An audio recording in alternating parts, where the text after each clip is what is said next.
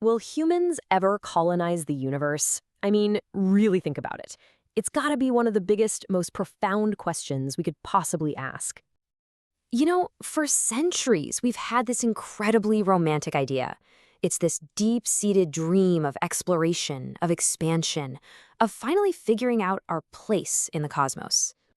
But going from an inspiring dream to an actual, plausible reality, well, that's maybe the greatest challenge humanity could ever take on. So where do we even begin?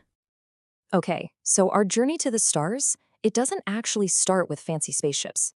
It starts with a huge reality check, the absolutely mind-boggling scale of space itself. So here's the deal. It's all about the sheer, almost unimaginable distances. The nearest star system to us is over 4 light years away. Our own Milky Way galaxy, 100,000 light years across. And the universe itself, well, who knows? It might just be infinite. Even our fastest probes would take tens of thousands of years just to reach the closest star. This isn't a weekend trip. We're talking about a journey that could outlast entire civilizations. Faced with these just impossible distances, something really cool happened. Science fiction and actual hard science kind of started to agree on an equally incredible solution. A ship that is also a world. And that brings us to the concept of the world ship. The idea is actually pretty simple, but it is breathtakingly audacious. Imagine a massive, totally self-contained spacecraft designed for a voyage that takes centuries, maybe even millennia. Yeah, the people who leave Earth, they'll never see their new home. It'll be their distant descendants who do. This little map here helps sort out the lingo. A world ship is a kind of generation ship, which is a broader category of interstellar arc. Essentially, they're all different flavors of the same core idea, a self-contained vessel designed to carry humanity across the void. But they aren't all one-size-fits-all, which brings us to the next point. Check out this table. It breaks these ships down by their speed and population. So you've got your faster sprinters for smaller crews, but look over at the world ship category. We're talking huge populations, over 100,000 people traveling at less than 10% the speed of light. This isn't just a vehicle, folks. It's basically a slow-moving, self-sufficient nation floating through space. Okay, so how in the world, or, off of it, would you actually build something like this?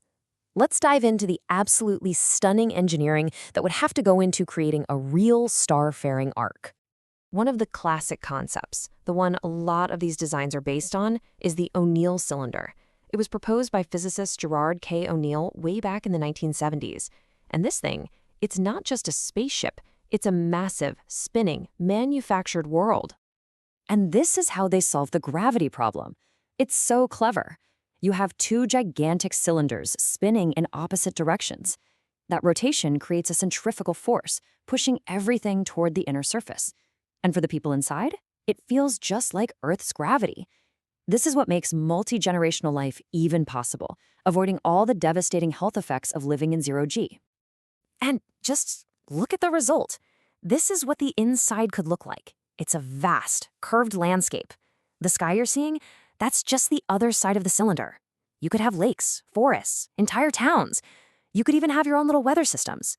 A complete self-contained biosphere, just hurtling through deep space. And you can even get creative with the design.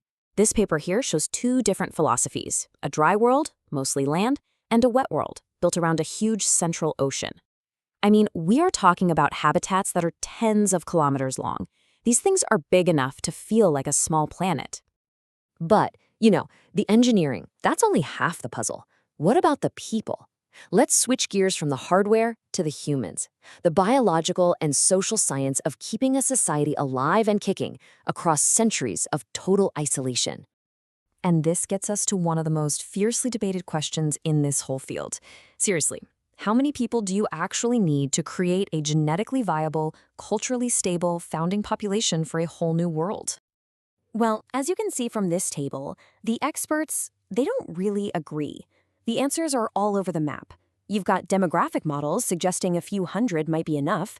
The Heritage Monte Carlo simulation found a mathematical bare minimum of just 98 people, but ideally you'd want around 500.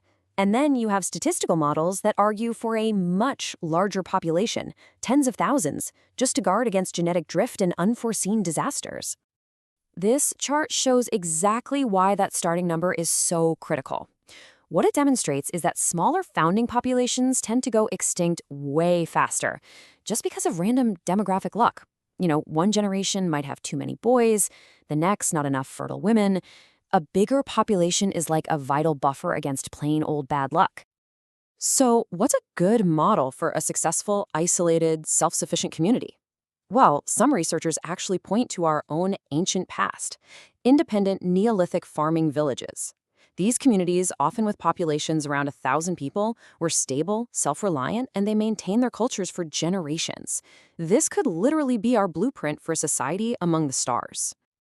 But all of this, the physics, the biology, the engineering, it all leads to the deepest and maybe the most uncomfortable question of all.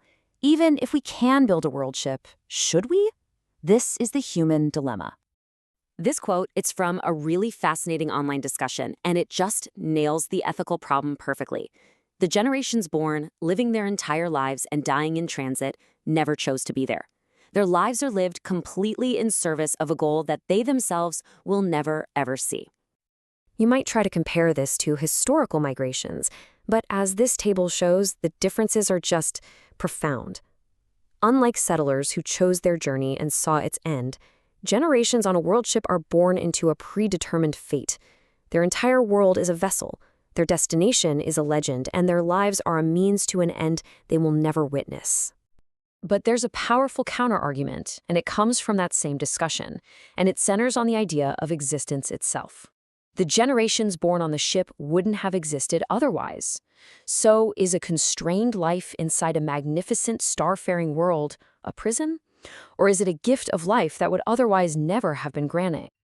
And that's really the ultimate question we're left with. If we one day build one of these incredible arcs and launch it into the cosmos, what are we really doing? Are we giving our descendants a prison, sentencing them to a fate they never chose? Or are we giving them a new genesis, a chance to carry the human story to a whole new star?